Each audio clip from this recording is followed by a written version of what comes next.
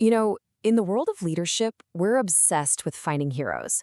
But what if your biggest hero is actually your biggest liability?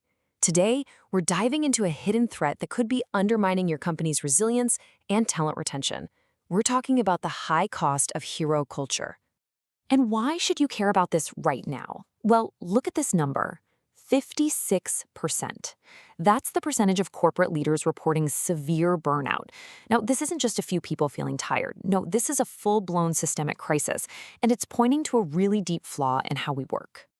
So, let's start with a really provocative idea. What if that employee you celebrate the most, the one who always saves the day, what if they're actually a ticking time bomb in your organization? This is what we call the anti-hero thesis. It's the idea that what we're praising as heroic dedication is secretly making our organizations incredibly fragile. All right, so here's our game plan for this explainer. First, we're going to define what the heroism trap even is. Then we'll diagnose its root cause, which is a pattern called rescue addiction. We'll look at 20 specific signs, explore a much better alternative, and then we'll wrap up with a quick self-assessment you can use immediately. Okay, first up, the heroism trap.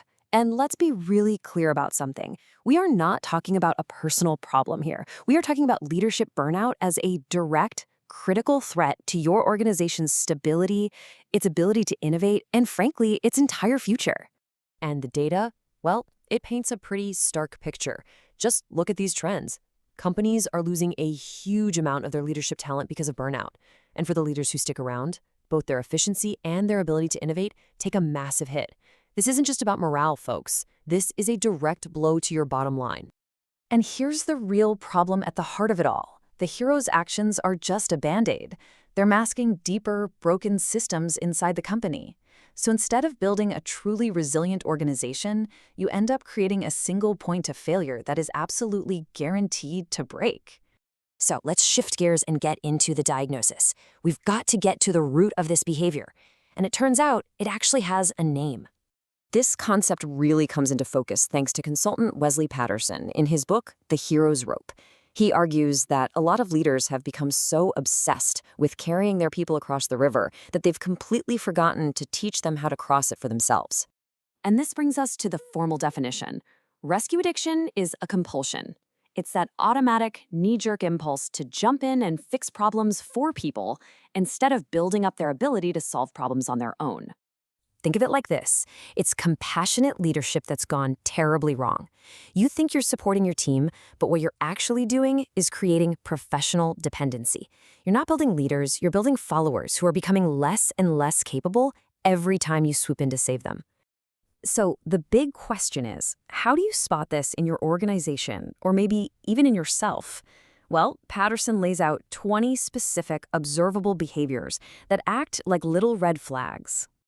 Now, Paterson identifies 20 of these things. We won't go through them all, but let's just touch on a few that are pretty telling.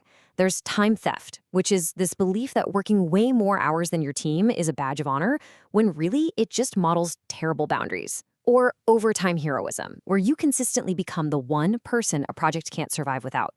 And then there's discomfort elimination, where you shield your team from any and all challenges, basically robbing them of the chance to grow.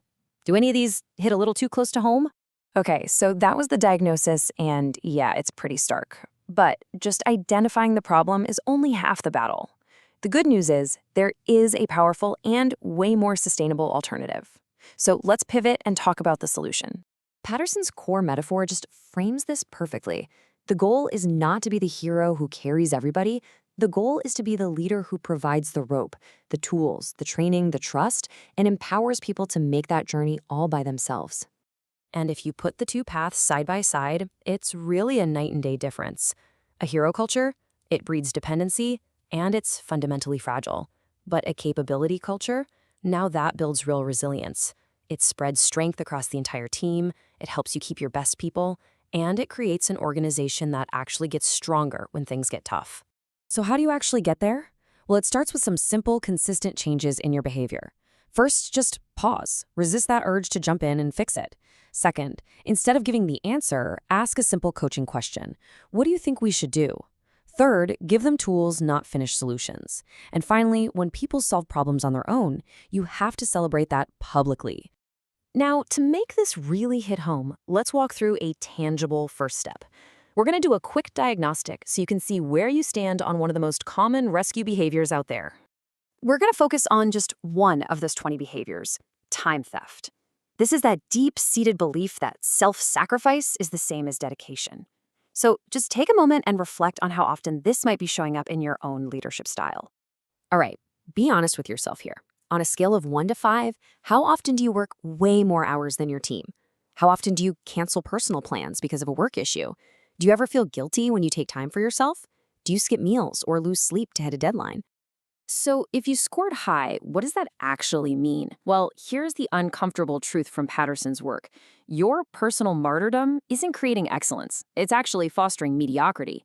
You're teaching your entire organization that personal boundaries don't matter, which leads right back to that burnout crisis we saw at the very beginning.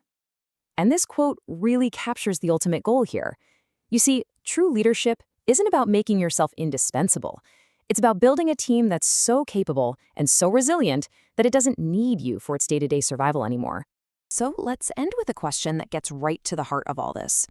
Every single time you step in to be the hero, you are robbing someone on your team of the chance to become heroic themselves. So you have to ask yourself, are you building a single hero, or are you building a team of capable leaders?